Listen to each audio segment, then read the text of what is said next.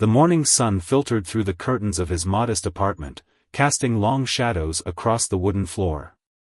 At 73, Robert still woke up before dawn, a habit from his farming days that never quite left him. He moved slowly to the kitchen, his joints stiff from age and the changing weather. The coffee pot gurgled to life, filling the quiet space with a familiar aroma that brought comfort to his solitary mornings. Robert's eyes drifted to the small photograph beside the coffee maker. It was faded now, the colors washing away with time, but her smile remained as bright as it had been that summer day in 1965.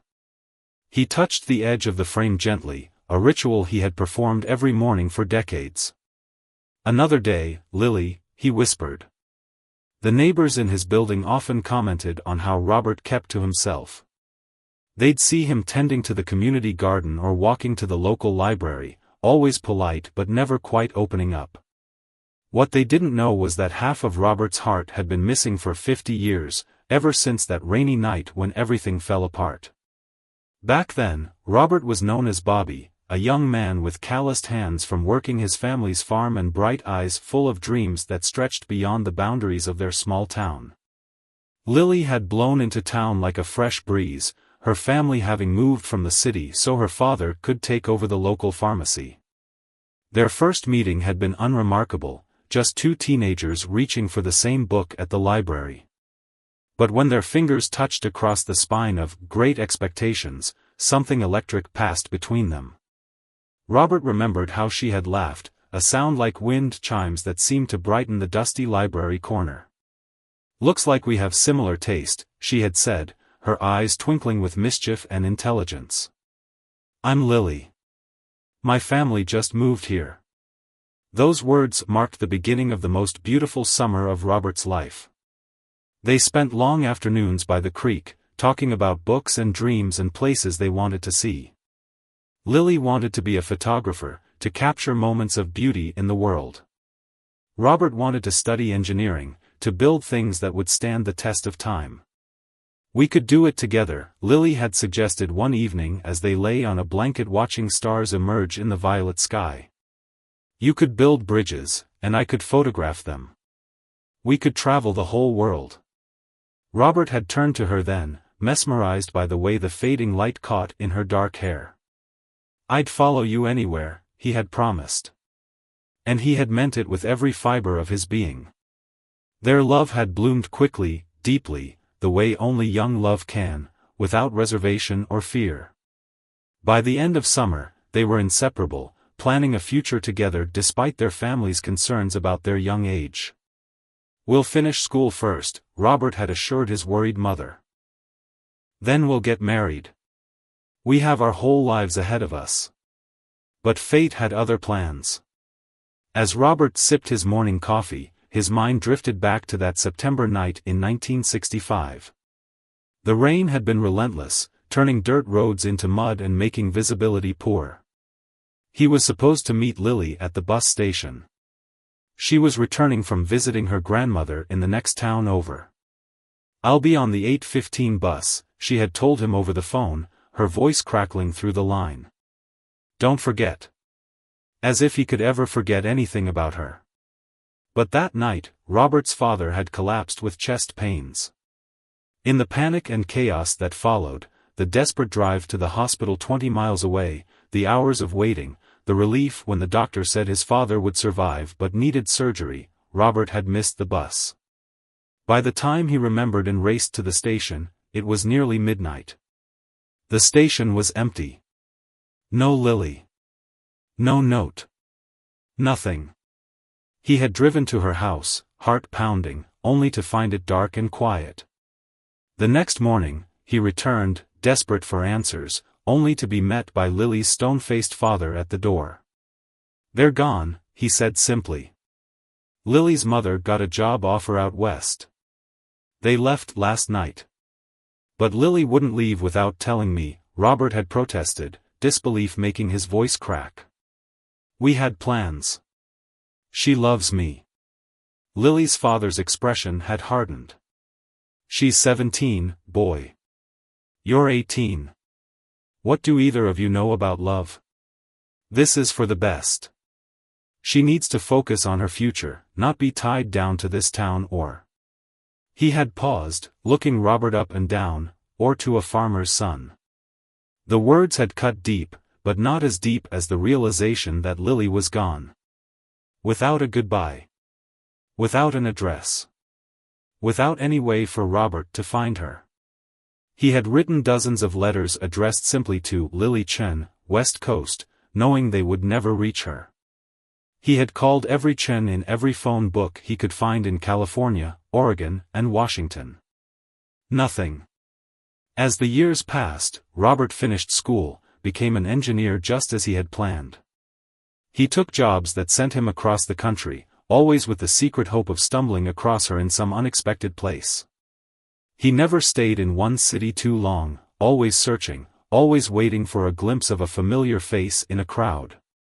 There had been other women over the years. Kind women, beautiful women, women who deserved more than he could give them. But none of them were Lily, and Robert could never bring himself to settle for less than the love he had known that summer. "You're chasing a ghost," his best friend had told him after Robert ended another promising relationship. "It's been 20 years. She could be married with kids by now. She could be anywhere. Or nowhere," Robert had replied quietly, acknowledging for the first time the possibility that had haunted his darkest moments. Life was fragile. Accidents happened. Illnesses struck. Lily might not even be alive. But still, he searched. Even as his hair grayed and his youth faded, even as the world changed around him, Robert kept searching. He embraced the internet age with enthusiasm, learning to navigate social media and online directories with the assistance of patient librarians. He joined reunion websites and ancestry platforms. He posted their story on forums dedicated to finding lost loves. Decades passed. Robert retired from engineering, moved into a quiet apartment, and filled his days with volunteer work at the local hospital. It gave him purpose, helping others while his own heart remained incomplete.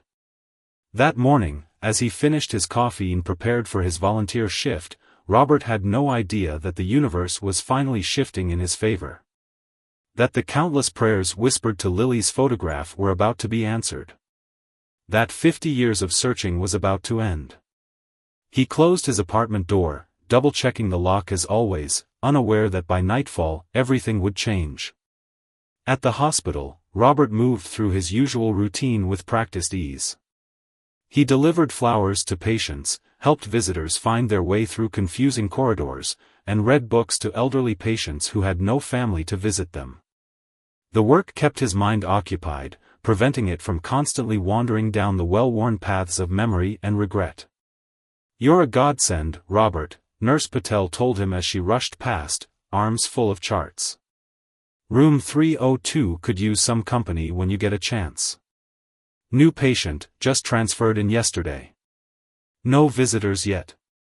Robert nodded, collecting a few magazines and a deck of cards before making his way to room 302.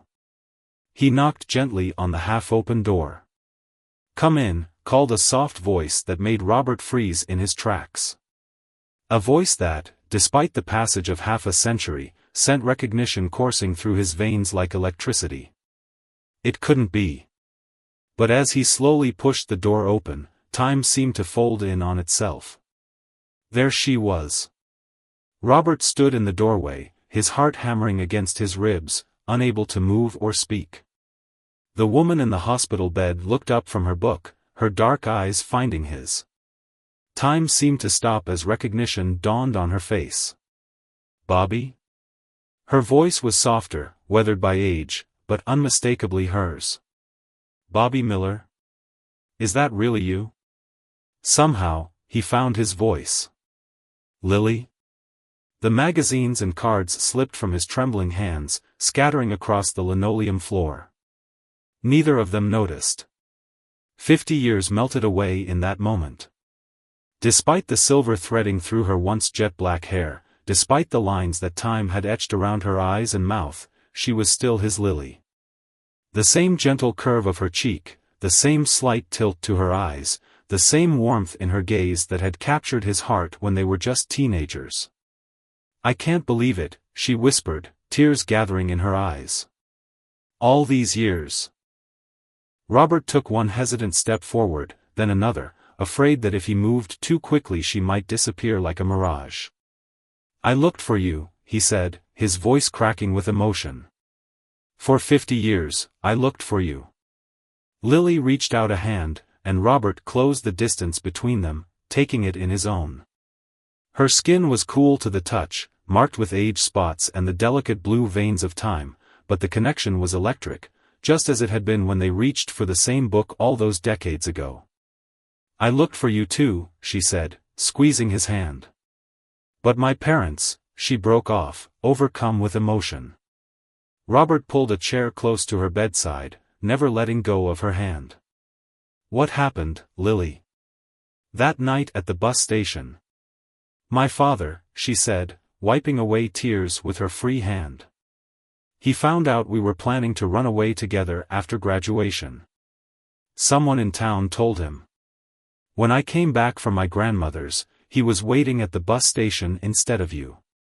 He told me you'd changed your mind, that you realized you were too young for such commitment." Robert's heart sank. "He lied to you." "My father had a heart attack that night. I was at the hospital. When I finally got to the station, you were gone. And my father told you we moved away for my mother's job." Lily shook her head, a bitter smile crossing her face. "Another lie. They sent me to live with my aunt in Toronto. Said I needed distance and perspective. By the time I was allowed to come back and learned what really happened, you had left town." The cruelty of it all washed over Robert. Two young lives altered by well-meaning but misguided parents who thought they knew best. So many years lost. "I went to college in California," he told her. "I became an engineer, just like we planned. I took jobs all over the country, always looking for you. I became a photographer," she said with a sad smile. "I traveled too. Europe, Asia, back to Canada. I never stopped thinking about you, wondering what might have been." They talked for hours, piecing together the puzzle of their separate lives. Lily had married in her 30s, a kind man who knew there was a part of her heart she kept locked away. They had 2 daughters before he passed away from cancer 15 years ago. Robert told her about his brief marriage that ended amicably after just 3 years, his career achievements, his endless search. "I found your name online once, about 10 years ago," Lily admitted. "But the article said Robert Miller had died in a boating accident. I thought it was you." "Different Robert Miller." "I've never been on a boat in my life," he said, managing a weak laugh. "You know how I feel about water." Lily smiled, remembering how he used to stay on the bank while she swam in the creek. "You always said humans weren't meant to float." These shared memories, these small details remembered after 50 years, brought fresh tears to both their eyes. There was so much to say, so many stories to share, so much time to account for. "Why are you here?" Robert finally asked, glancing around the hospital room. "Are you ill?" The light dimmed slightly in Lily's eyes. "Heart problems. Nothing they can fix at my age, just manage. I moved here 3 months ago to be closer to my younger daughter and her family. The doctors here are supposed to be the best." "They are," Robert assured her, feeling a stab of fear at the thought of finding her only to lose her again. "I've been volunteering here for 7 years.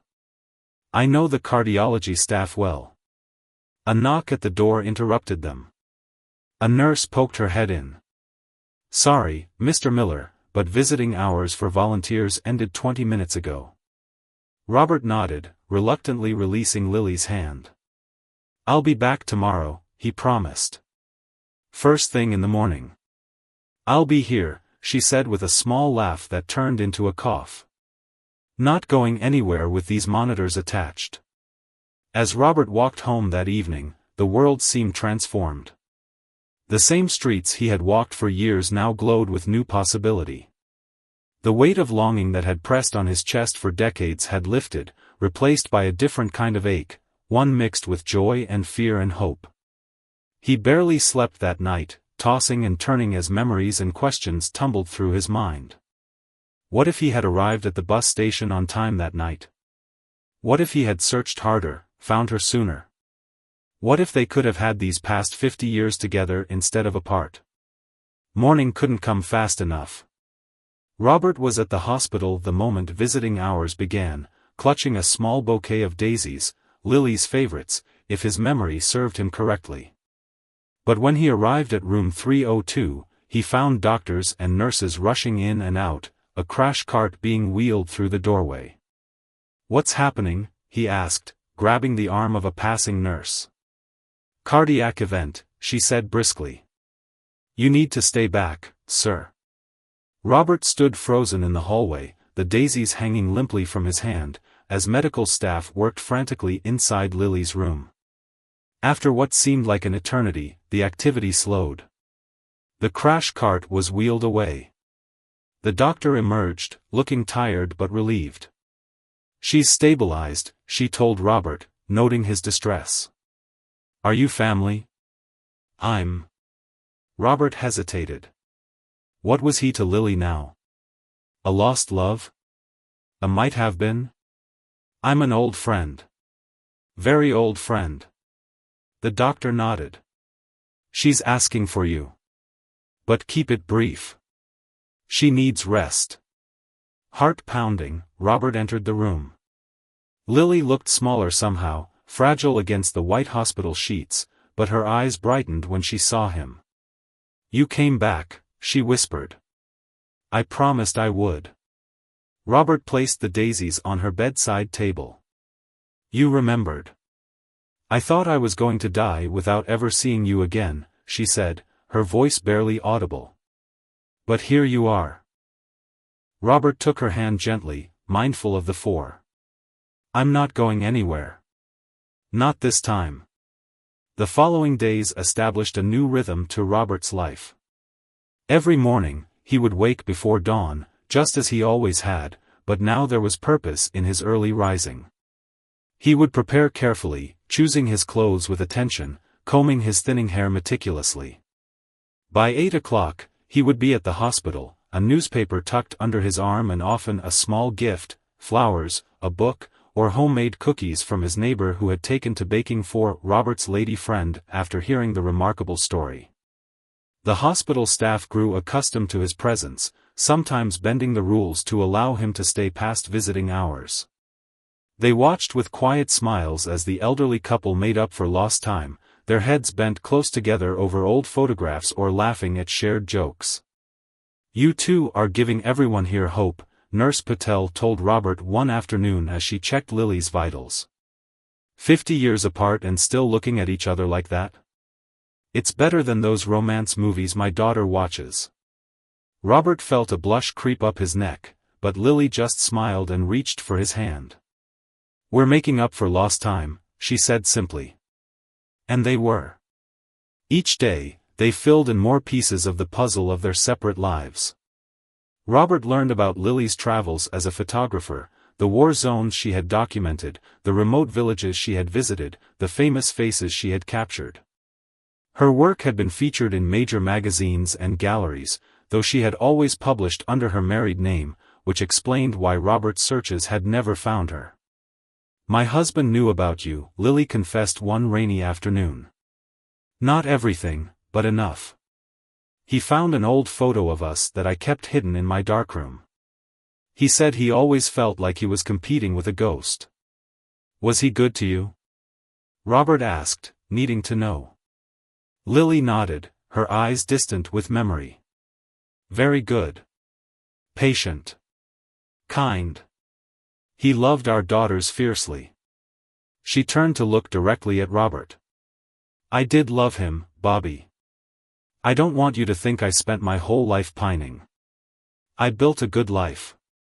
"I'm glad," Robert said, and meant it. The thought of Lily lonely or unhappy all those years was more painful than the thought of her loving someone else. "You deserved happiness." Lily squeezed his hand. What about you? You said you were married briefly? Robert nodded, feeling the familiar twinge of regret. Nancy was wonderful. Smart, funny, beautiful. But after 3 years, she sat me down and said, "You're a good man, Robert, but I'm tired of competing with someone who isn't even here. She deserved better than what I could give her." They sat in silence for a moment, absorbing the parallel paths their lives had taken, both haunted in their own ways by the memory of first love. As Lily's health slowly improved, her younger daughter May began to visit more regularly. A poised woman in her 40s with Lily's eyes and smile, she was initially reserved around Robert, protective of her mother and suspicious of this man who had suddenly appeared in their lives. "Mom never mentioned you," she said bluntly during their first meeting, while Lily was asleep. "I imagine it was painful to talk about," Robert replied, understanding her caution. Gradually, as May witnessed the joy Robert brought to her mother, her skepticism softened. She began to bring her children, Lily's grandchildren, to meet the man who had once been their grandmother's first love. The teenagers were enthralled by the story, declaring it better than Netflix, and helping Robert set up a proper social media account so he could see all the family photos May had posted over the years. One evening, as Robert was preparing to leave after a long day at Lily's bedside, May walked with him to the elevator. "You know," she said hesitantly, "when Mom is discharged, she's supposed to come stay with me. But my house has stairs," and with her heart. She trailed off, then took a deep breath. "Your apartment is ground floor, right? And you live alone?" Robert nodded, hardly daring to hope what May might be suggesting. "Maybe," she continued carefully, "it would make more sense for Mom to recover at your place. If you're willing. My family could visit, help out. It would only be until she's stronger, of course." The offer hung in the air between them, an olive branch, a blessing, a chance.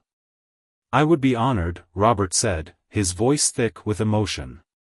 "But only if Lily wants that too."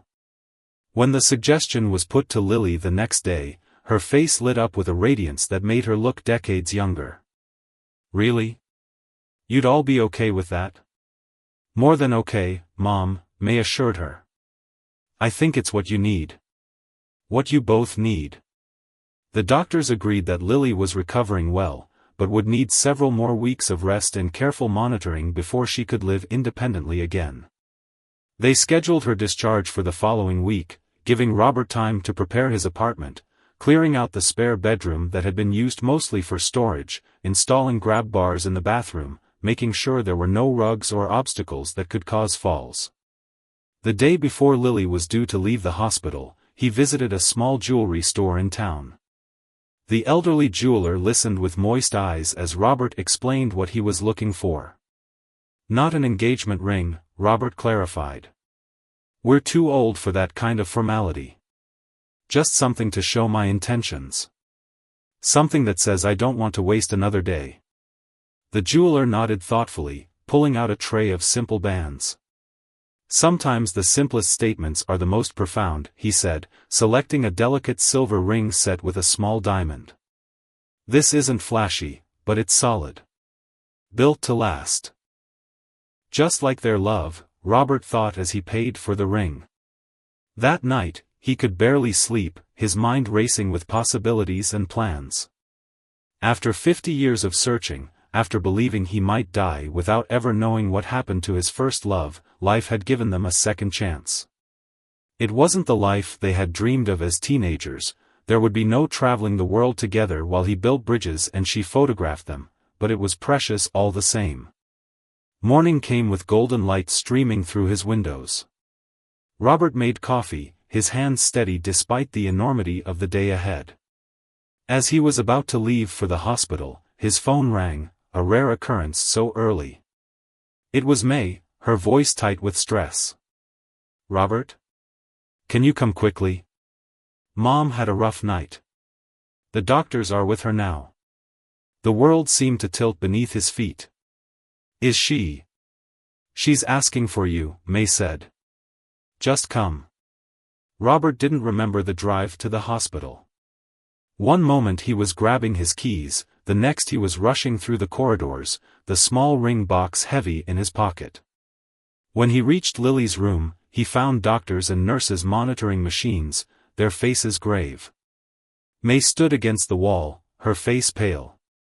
Her heart rhythm became irregular overnight, she explained in a low voice. They're adjusting her medication, but...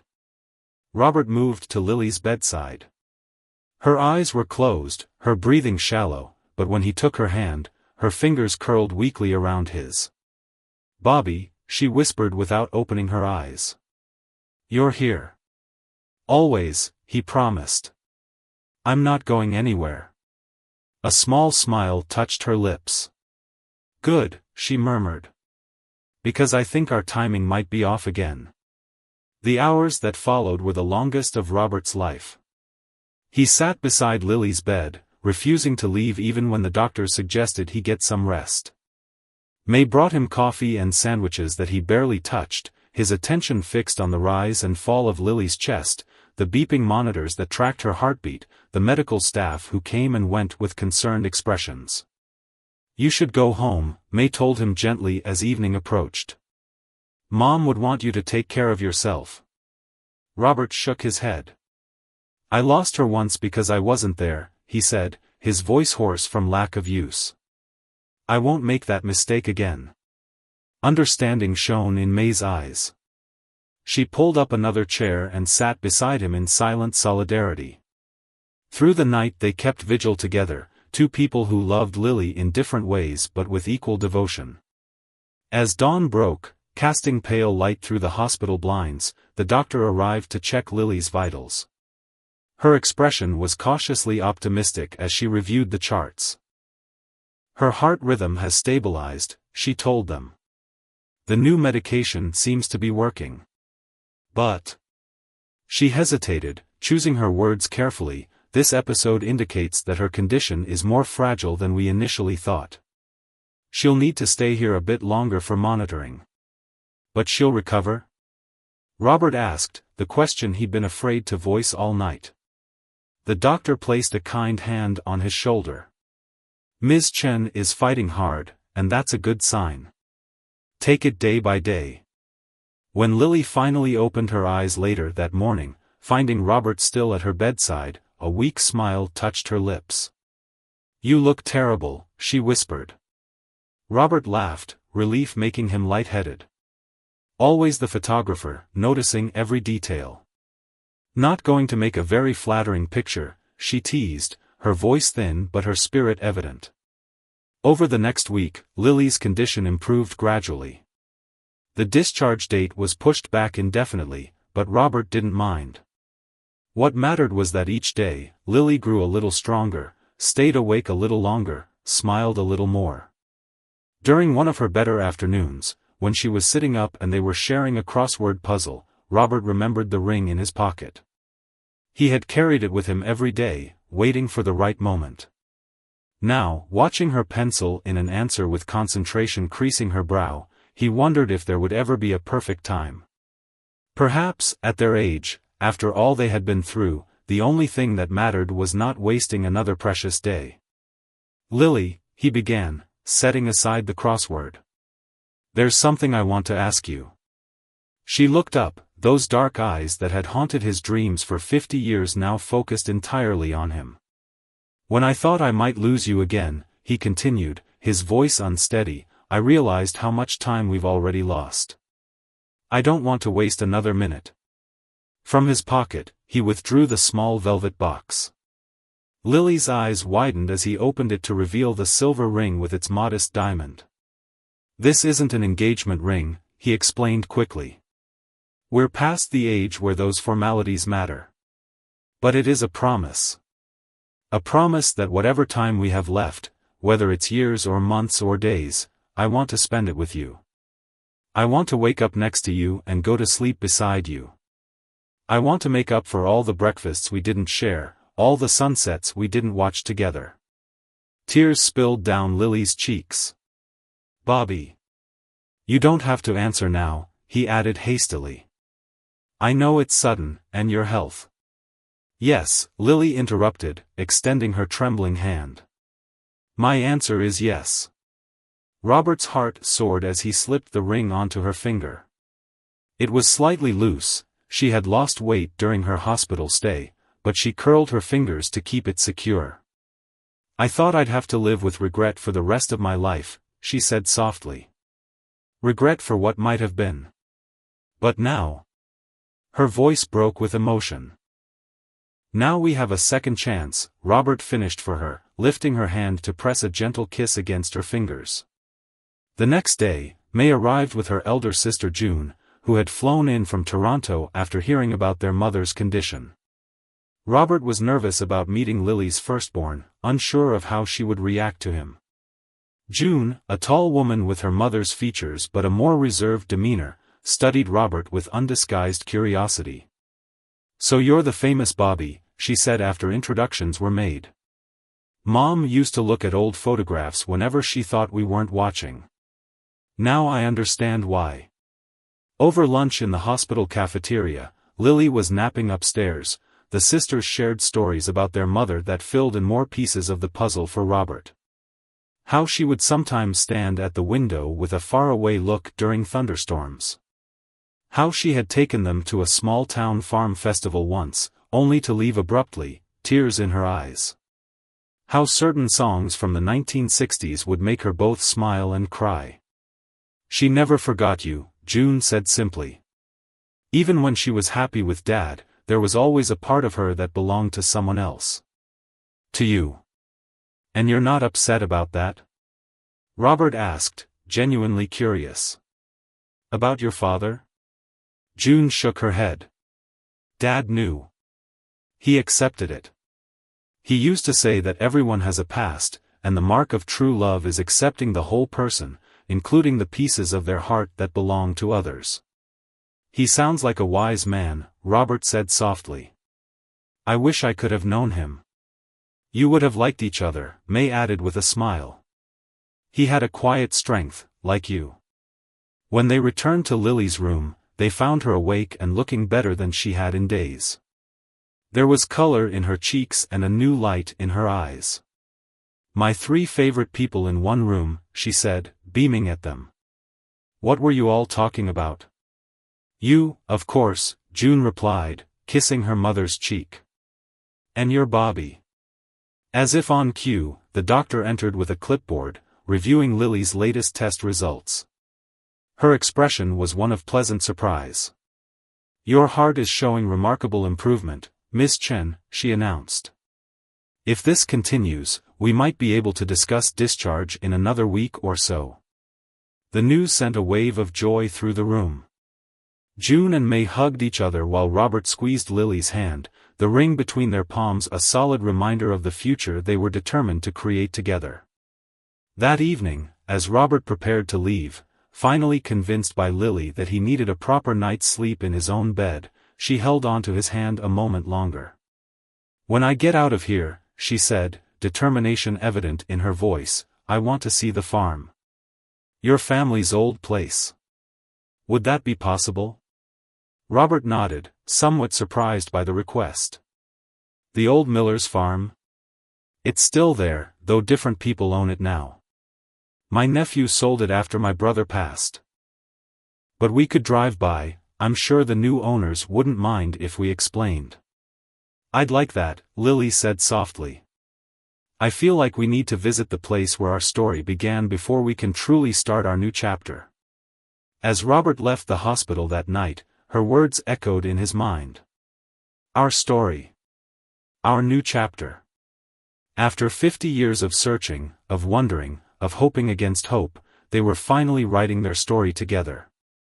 The day of Lily's discharge from the hospital arrived with perfect autumn weather, crisp air, golden sunshine, and trees ablaze with color.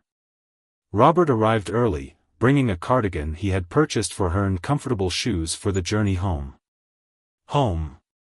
The word held new meaning now.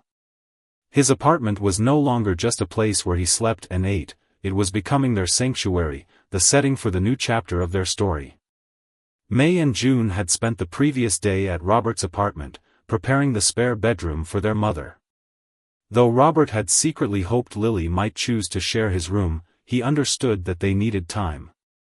50 years was a long separation to bridge, and rushing would only cheapen what they had found again. "Ready for freedom?" Robert asked as he entered Lily's hospital room, finding her already dressed and sitting in a chair by the window. She turned, her face lighting up at the sight of him. "More than ready. If I have to eat one more hospital meal, I might just lose my will to live." Robert laughed, relieved to see her sense of humor intact. The past 3 weeks had been challenging, with good days and bad, moments of progress followed by setbacks.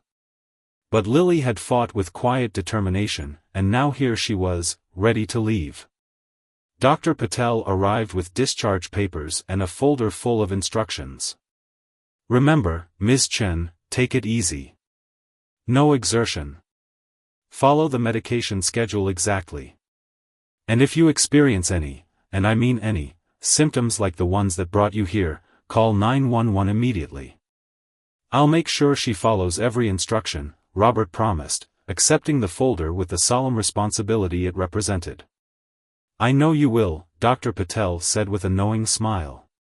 "You two take care of each other." The trip home was uneventful but emotional. Lily sat quietly in the passenger seat of Robert's old sedan, watching the town pass by with keen interest. "It's changed so much," she murmured as they drove down Main Street. "And yet, there's something still the same at its heart."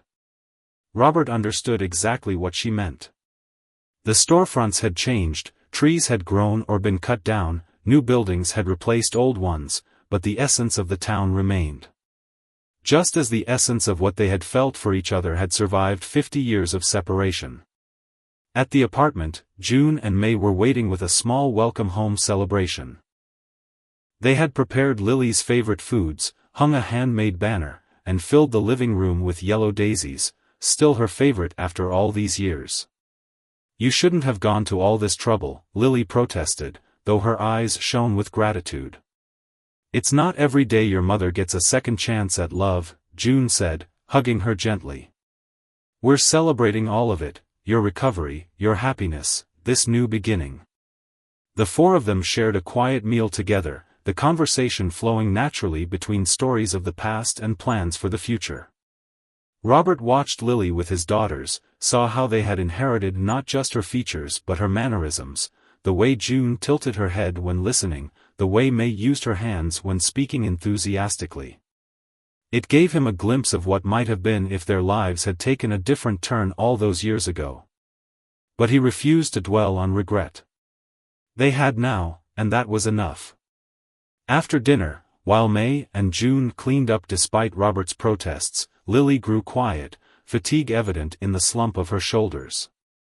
"Let me show you to your room," Robert said softly. "You need to rest."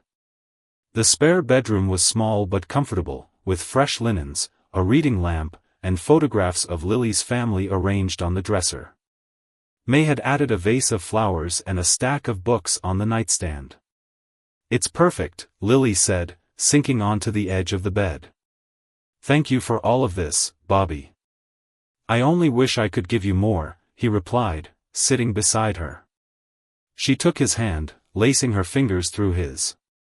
"You've given me back my past and my future in one go. That's more than enough." In the days that followed, they established a gentle routine. Morning started with coffee on the small patio, watching birds in the garden. Robert would prepare breakfast. He had discovered a passion for cooking in his retirement, and they would read the newspaper together, discussing world events or local news. Lily tired easily, requiring afternoon naps, but her strength improved each day. May visited daily, while June stayed for a week before returning to her job in Toronto, promising to visit again soon. The apartment that had known only Robert's solitary presence for years now hummed with life, with conversation, with shared meals and shared stories. A week after Lily's discharge, Robert suggested they take the drive she had requested. "Are you sure you're up to it?" he asked. "The farm is about 40 minutes away." "I'm sure," she said firmly. I've been waiting 50 years for this, Bobby. A few more weeks won't kill me, but I'd rather not wait if I don't have to. The drive to the old Miller farm took them through rolling countryside that was both familiar and changed. Fields that had once grown corn now held subdivisions, wooded areas Robert had played in as a boy had been cleared for development. Everything changes, Lily observed as they drove past a new shopping center where an old dairy had once stood. But look, the hills are the same. The way the road curves. The sky. Robert nodded, understanding her need to find constants in the ever-shifting landscape of time. When they finally turned onto the gravel road leading to the farm, Robert felt a tightening in his chest, a mixture of nostalgia, grief for his parents long gone, and a strange sense of homecoming. The farmhouse looked smaller than he remembered, its white paint faded to a soft cream, but the large oak tree in the front yard had grown even more majestic with the passing decades. He parked the car at the end of the driveway, uncertain about approaching the house itself. The new owners might not be home, he said. But we can at least see it from here. Lily nodded, her eyes fixed on the farmhouse. This is where you grew up. Where you became the man I fell in love with. Her voice was thick with emotion. I've imagined this place so many times over the years, trying to picture you here, working the fields with your father, reading on that porch. We used to talk about living in a place like this, Robert remembered. When we made all those plans that summer. A small farm, your photography studio in a converted barn, room for children to run and play. Dreams of children who never were, Lily said softly, but without bitterness. Though I suppose, in a way, I did fulfill that dream. Just without you. As they sat looking at the farmhouse, a woman emerged from the front door, carrying a laundry basket. She noticed their car and waved hesitantly. Should we go? Robert asked, not wanting to intrude. Lily shook her head. Let's say hello. Explain why we're here. The young woman was friendly and curious when they approached and introduced themselves. When Robert explained that he had grown up in the house, her face lit up. You're Robert Miller? The previous owners told us about you. They said you might stop by someday. They kept some things for you in the attic, things they found when they renovated. Would you like to see them? Surprised and touched, Robert nodded. That would be wonderful, if it's not too much trouble. Not at all, the woman insisted. I'm Lisa, by the way. My husband Tom and I bought the place 2 years ago. We have a little boy now, he's napping or I'd introduce you. Please, come in. Robert and Lily followed Lisa into the farmhouse, stepping over the threshold into a flood of memories. Though the interior had been modernized, walls removed to create an open-concept living area, new fixtures and appliances in the kitchen, Robert could still see echoes of his childhood home in the bones of the place. The wide plank floors his father had been so proud of remained, though they had been refinished to a honey glow. The stone fireplace where the family had gathered on winter evenings still anchored the living room. It's so different, he murmured to Lily, and yet somehow exactly the same. Lisa led them upstairs, apologizing for the toys scattered along the hallway. We've been meaning to organize better since the baby came, but there's never enough time. No need to apologize, Lily assured her. A house should look lived in. That's what makes it a home. The attic access was in what had once been Robert's parents' bedroom, now converted into a home office. Lisa pulled down the folding stairs and gestured upward. The boxes are labeled Miller. Take your time. I'll be downstairs if you need anything. Robert went up first, offering his hand to help Lily navigate the steep steps. The attic was surprisingly organized, with labeled plastic bins lining the edges of the space. Near the small round window that overlooked the front yard, several cardboard boxes were stacked, Miller family written on the side in black marker. I can't believe they kept these things, Robert said, his voice hushed with wonder as he opened the first box. Inside were school yearbooks, certificates of achievement, ribbons from county fairs, the paper trail of his youth. Lily settled beside him on the dusty floor, her fingers gently touching the artifacts of his past. "Look at you," she said softly, opening a yearbook to find his senior portrait. "So serious. So handsome." Robert smiled, remembering how he had borrowed his father's best suit for that photograph, taken just weeks before he met Lily. "If only the photographer had waited a month or two," he said. "I might have been smiling instead of looking like I was facing a firing squad." In the second box, they found family photographs, newspaper clippings about the farm's award-winning corn, and his mother's recipe box, a simple wooden container filled with index cards in her neat handwriting. "She would have loved you," Robert told Lily, holding the recipe box like a precious artifact. "My mother was always worried I'd end up with someone who couldn't cook. A way to a man's heart, she always said." "Well, she wasn't wrong," Lily laughed. "Though I must warn you, my cooking skills have deteriorated with age. These days I'm better at ordering takeout. Good thing I learned to cook, then." The third box held the true treasures. At the very bottom, beneath old tools and fishing tackle that had belonged to his father, Robert found a small wooden chest he recognized immediately. He had made it in shop class his junior year, the dovetail joints imperfect but sturdy, his initials burned into the lid. "I wonder how this ended up here," he murmured, running his fingers over the worn wood. "I thought I took it with me when I left for college." With slightly trembling hands, he lifted the lid. Inside, protected from time and dust, lay the mementos of that long-ago summer. Movie ticket stubs. A pressed flower. A blue ribbon from the county fair where they had spent an entire day riding rickety carnival rides and eating cotton candy.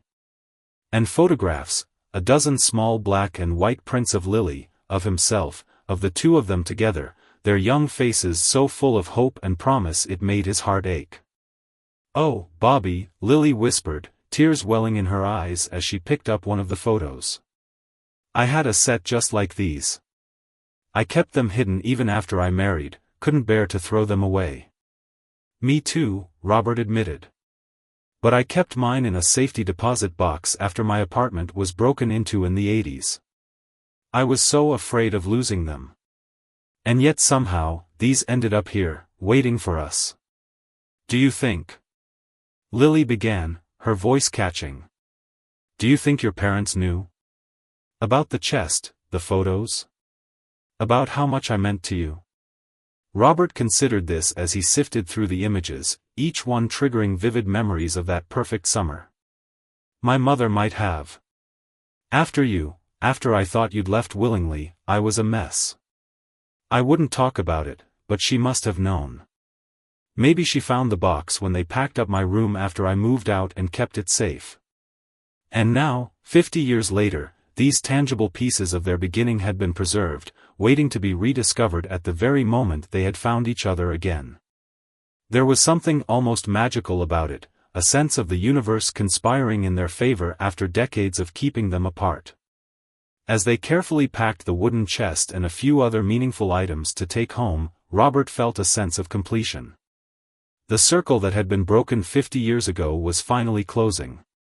Downstairs, Lisa had prepared tea, her curiosity evident as they joined her in the kitchen. "Did you find what you were looking for?" she asked, pouring steaming water into mugs. "More than we expected," Robert replied, setting the wooden chest on the table. "This contains photographs and mementos from when I was young. From when Lily and I first knew each other." Lisa's eyes widened with interest. "You knew each other back then? When you lived here?" "We fell in love the summer I was 18, Robert explained. "But we were separated. Through a series of misunderstandings and circumstances, we lost track of each other. For 50 years, Lily added quietly. Until last month, when I ended up in the hospital where Robert volunteers." Lisa's hand flew to her mouth. "That's incredible. Like something from a movie." "Sometimes truth is stranger than fiction," Robert said, smiling at Lily across the table. Eager to hear more, Lisa encouraged them to stay for dinner. Her husband Tom arrived home shortly after, equally fascinated by their story. As the evening progressed, Robert and Lily found themselves sharing the full tale, their brief summer romance, the night of miscommunication and parental interference, the decades of searching, and their miraculous reunion. "So you never knew what happened to each other all that time?" Tom asked, shaking his head in wonder. "I thought she'd chosen to leave," Robert explained. "And she thought I'd changed my mind about us. My father told me Bobby didn't want me anymore," Lily said softly. "And told him my family had moved away. We were so young, we believed what our parents told us." "But you never forgot each other," Lisa said, her eyes moist. "That's the most romantic thing I've ever heard." As Tom opened another bottle of wine, their conversation drifted to plans for the future. Robert mentioned that they were considering a small commitment ceremony, just family and close friends. "You should have it here," Lisa said impulsively. "On the farm. Under the big oak tree. Where your story began." Tom nodded enthusiastically. "The garden will be beautiful next month. We'd be honored to host it." Robert looked at Lily, searching her face for her reaction. The idea of committing to each other in the place where they had first fallen in love held powerful symbolism. "What do you think?" he asked her. "Too much?" Lily's eyes shone with emotion. "I think it would be perfect. A proper ending to our first chapter, and the beginning of our next." As they drove home that evening, the wooden chest secure on Lily's lap, Robert felt a contentment he had never known. The visit to the farm had provided more than closure, it had offered a bridge between past and future, connecting the young lovers they had been with the older, wiser people they had become. "Thank you for suggesting we go there," he told Lily as they approached the lights of town. "I didn't realize how much I needed it." Lily reached across the console to take his hand. "Some journeys we have to make together," she said simply. The weeks leading up to their commitment ceremony passed in a blur of activity and quiet joy. Lily's health continued to improve, her strength returning gradually with each passing day. Robert watched her transformation with wonder, not just the physical recovery, but the way she came alive as they planned their future together. The wooden chest from the farm had become a centerpiece in their living room, its contents carefully arranged in a scrapbook that they often reviewed together in the evenings. Each photograph, each memento sparked conversations that filled in more gaps in their separate timelines, helping them understand not just what they had missed in each other's lives, but who they had become during their decades apart. "I think I would have liked the Robert of the 1980s, Lily mused one evening as they looked at a photo of him from that era, standing proudly next to a bridge he had helped design. "You had that mustache that was so fashionable then." Robert laughed, running a hand over his now clean-shaven face. "And I would have been intimidated by the Lily of the 1970s. All that travel to dangerous places, documenting wars and revolutions. You were braver than I ever was." "Not brave," she corrected gently. "Just restless. Always searching for something I couldn't name." Her eyes met his. "Now I understand what it was." As the date of their ceremony approached, family members began to arrive. May and her husband helped with arrangements. June flew in from Toronto with her partner and teenage son.